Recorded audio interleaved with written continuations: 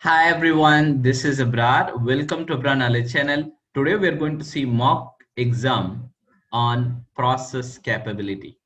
When you say capability, the next word which may probably coming in your mind is CP and CPK or PP and PPK, right? So we are going to discuss about it. And this is very profound, and the heart of the Six Sigma topic is process capability. To know process is under control or whether the process is capable or not capable, we need to find it out through process capability, right? So in this one, this is just general awareness, and it will be, I am rest assured, I'm confident that this will serve good for your practice. So what are the scope? What are the things we're going to talk about? CP, process capability ratio, and CPK, process capability index. And the good news is once you got the answer, 8 answer correct out of 10 questions, and you will get the E certificate also as well. So the E certificate typically will be like this. So you, whatever the name you give, it comes here, and then the process name and all that, it comes here. So for example, mock exam and process capability, Six Sigma. So your scoring and all that will come. So this is what, once you get the 80 percentage, you will get that also as well. Just remember the formula: CP, CPK, CP equal to specification width by process width. Specification width, you all know, USL minus LSL by process width, Six Sigma. And CPK, you can use a minimum of two things. One, you have CPU or CPL, right? CPU, you all know, USL minus X double bar by 3 sigma, or you can use X double bar minus X double bar minus LSL by 3 sigma. One of the formula you can use, whatever the minimum thing, you can use it. But remember that I have already created the Excel, which will be very, very helpful to you. So these are all the material which you can refer from my YouTube channel. One is called how to calculate process Six Sigma using calculator, Six Sigma calculator, using Excel and calculator.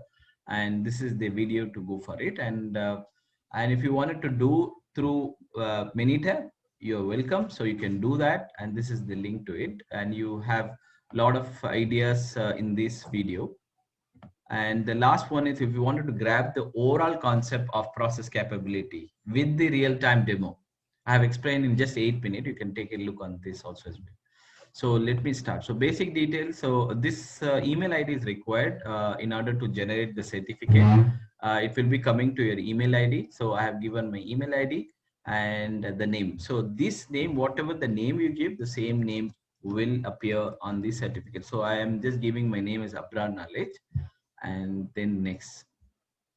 So these questions are in shuffling order. Each time you will have the different questions coming out to you, right? CP and CPK is 2. If the CP value and CPK value is 2, what does it mean? It means good process and well within the limit, not good process, an outside limit, or process is fully capable meeting the specification. I would say good process, because if in the CP or CPK is 2, it's a 6 sigma. When Six Sigma, defect per million opportunity is only 3.4, right? Next one, compute CP and CPK given USL 20, LSL 18, X bar 19.02, sigma value is 0.2. So remember that I have already given this Excel. If you wanted to pick up, and you can definitely pick up this Excel, which will really, really helpful to you. So in this case, USL equal to 20, LSL equal to 18, and mean value I have already created 19.02, and sigma value is 0.2. So automatically the value will get calculated. For example, if I change 0.3 example, so again the value will get automatically calculated. So in our case, the given study is 0.2, right? So let me change it back to 0.2. So CP equal to 1.66 and CP equal to 1.63. Let's go back. CP equal to 1.67 and CPK equal to 1.63. This is the right answer. And then we can go to the next questions. This is very interesting. This coming in picture, right? Very interesting. Which process is represented by A process, B process? Each process is represented by name, like A process, B process, C process, D process. Which process you consider the best project or the best process, and why? So you have A, B, C, D. I'm going to vote for D. The very reason is here well within the limit, but here there is absolutely outlier. Maybe I'll use the pointer. Here you can see an outlier. These are all outlier, right? So this could be an outlier, and here also this could be an outlier out of the limit, and here it means a specification, but anytime the value can go out. See, still chances are there. This is D is fairly good. So even if the value goes here, still I'm on the point. The value will be within the limit. So this is one example so of how to interpret the bell curve, right? So option is D, right? So I hope you get this point, and this is very very interesting. Let's go to the another one. Compute ZST. We need to find out short term Z meaning like performance, long term performance given USL equal to 20, LSA equal to 10, and the same questions which we discussed now. All we need to do is we need to find out the short term performance and long term performance. And again, pick up the calculator, and if you want the calculator I can give it to you, no issues. And pick up the calculator, and just mean value I have already given, standard deviation I have given, LSL 18, USL equal to 20, and you got 4.84 long term, and if the shift is happened to be 1.5, so short term is going to be 6.34. Let's see how it goes. 6.34 is short term, and long term is going to be 4.84 if the shift is considered to be 1.5.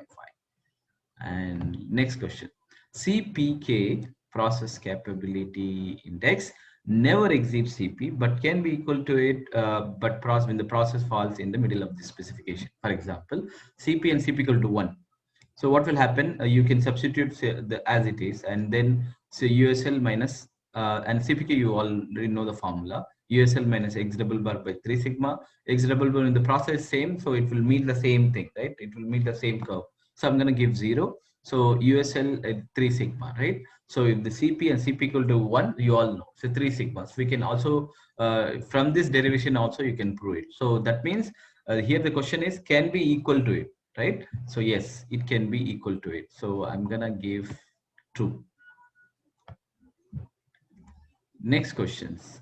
CP is less than 1. What does it denote? It denotes that process is not capable.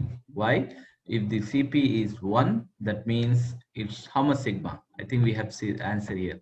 It's a 3 sigma. If the CP and CP equal to 1, it's a 3 sigma. If it is 3 sigma, we are operating with only one curve or one bell between the sigma to minus, I mean 0 to minus or 0 to plus sigma. That means the chances that good amount of chances that the value can shift outside, that will cause the big defect and defectives. Refer the image when CP equal to CPK 0.5 and CP and CP equal to 3. What does it denote? So you all know that if the CP equal to 0.3, I mean so if the value is 0.33, it's a 1 sigma, right? It is above than the 0.33, right? It's a 0.5, so it's 1.5 sigma. 3, if the CP and CP equal to 3, it's a 9 sigma. So the answer is this one. And let's go to the next question. CP coins down to dash. It takes customer specification, both takes process of specification or averages, or both. So it takes only the customer specification. That's the reason more than CP, CPK is used, because CPK takes process average also into consideration. The formula itself has got X double bar, right? Okay, next question. Are the given nodes in text 2, for example, too much variation out of too much variation, and I think it's good, well within the specification. Even it is good, it's a great. Yes or no? I'm gonna say yes. This above picture is true, right?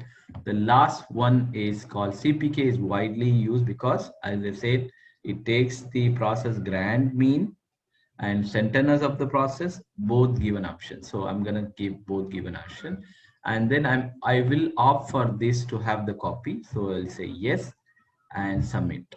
Once it has been submitted, what will happen? We can also view the score also as well. You can take another time if you want. You can view the score also as well. So 20 out of 20, I got it.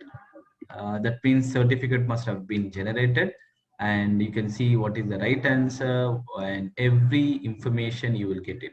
And the best part is you can have in your email also as well. You can have this material, you can refer back, you can take it as a PDF copy, you can have a reference and all that. I hope you enjoyed this video, and this is the typical certificate. Once you complete, this is the certificate you will get it. You will have a date, score, and your name, and mock exam and process capability. I hope you enjoyed this video. Please do like, share, subscribe my channel. You have wonderful day ahead.